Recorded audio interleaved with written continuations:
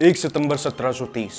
आज से लगभग 300 साल पहले भारत में एक ऐसी ऐतिहासिक घटना घटी जिससे आज की दुनिया के एनवायरमेंटलिस्ट और सूडो फेमिनिस्ट की नींदें उड़ सकती। 1 सितंबर 1730 को राजस्थान के मारवाड़ राज्य में जोधपुर किले का निर्माण हो रहा था। तो जोधपुर साम्राज्य महाराजा अभय सिंह के दीवान गिरधार दास भंडारी ने अपने सैनिकों को अधिक पेड़ वाले गांव खेजड़ी से लकड़ियां लाने का हुक्म दिया। सैनिकों ने पेड़ काटने के लिए कदम आगे तो बढ़ाए, लेकिन जब वो आगे बढ़े तो उनका सामना हुआ बिश्नोई समुदाय की गांव खेजड़ी के शूरवीरों से, जिनका नेतृत्व अमृता देवी बिश्नोई नाम की एक महिला कर रही थी। वो अपने पेड़ों की रक्षा करने के लिए उनके सामने खड़ी हो गई। खेजड़ी गांव के बिश्नोई समुदाय के लिए पेड़ बहुत पवित्र थे। जब सैनिकों ने पेड़ काटने के लिए आगे कदम बढ़ाए तो अमृता देवी बिश्नोई ने इसका विरोध किया। उन्होंने कहा, अगर पेड़ों को काटना है तो पहले मेरा सिर काटो। अमृता देवी और उनकी 3 बेटियों ने अपने शरीर से पेड़ों को ढक लिया ताकि वो सुरक्षित रह सके। दुख की बात है कि इसके बाद गुस्से से तिल मिलाए सैनिकों ने अमृता देवी और उनकी 3 बेटियों की हत्या कर दी। इस घटना से गुस्से में आकर गांव के सभी लोग अपने पेड़ों के बचाव के लिए आगे आए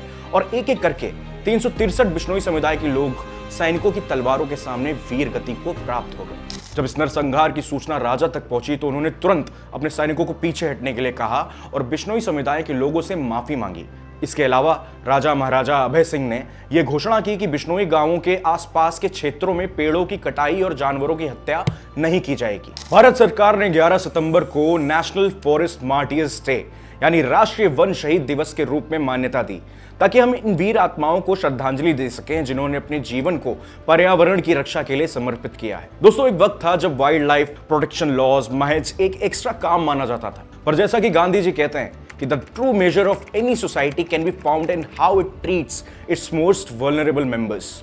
एक देश की महानता इसी से पता चलती है कि वो अपने समाज के असहाय लोगों से कैसा बर्ताव करता है। बात चाहे प्रोटेक्टेड एरियाज की हो, कम्युनिटी रिजर्व्स, टाइगर रिजर्व्स की, या फिर इलीगल वाइल्ड लाइफ ट्रेड और पोचिंग को रोकने की।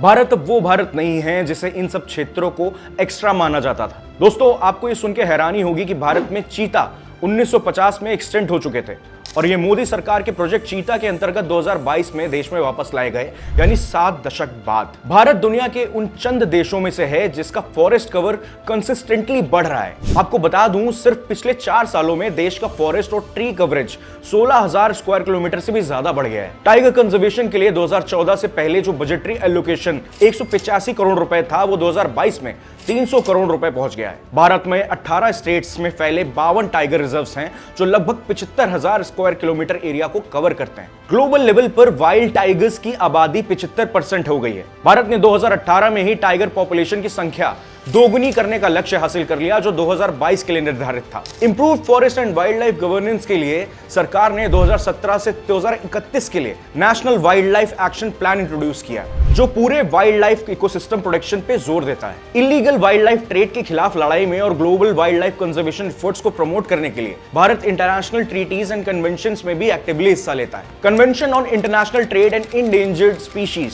साइट्स इसका सबसे सटीक एग्जांपल है। तो दोस्तों, आपने देखा कि भारत में बीते 1 दशक में किस तरह इतने बड़े कदम उठाए हैं अपने फॉरेस्ट, अपने नेचर को बचाने के लिए, जो कि काफी लंबे समय से इग्नोर किए जा रहे थे। हमारा भारत देश तो शुरू से ही प्रकृति से प्रेम करना और कुदरत से जुड़कर रहना ये संस्कार देता है। फिर चाहे वो सुबह उठकर सूर्य को जल चढ़ाना हो या पेड़ पशुओं से मिलने वाले खाने को पहले उन्हें चढ़ाना। हम सब अगर खुद को अपने सराउंडिंग नेचर से कनेक्ट कर पाए तो शायद ये आधी मुसीबत तो ऐसे ही खत्म हो जाएगी। जरूर हमारे पूर्वजों को यह बात पता थी, तभी उन्होंने प्रकृति को भगवान मानकर पूजा। अब आप ही बताइए, कौन ज्यादा सिविलाइज था, वो या हम? ये कैसी प्रोग्रेसिवनेस की तरफ हम भाग रहे हैं कि अपने छोटे से सुख के लिए हम अपने आने वाली पीढ़ी के बारे में कुछ नहीं सोच रहे हैं। देश के संसाधनों पे हक धर्म के नाम पर डिसाइड कर रहे हैं। ये सवाल खुद से अपने दोस्तों से जरूर पूछिएगा और हाँ, नेशनल फॉरेस्ट मार्टियर्स डे को भी याद रखिएगा। Thank you.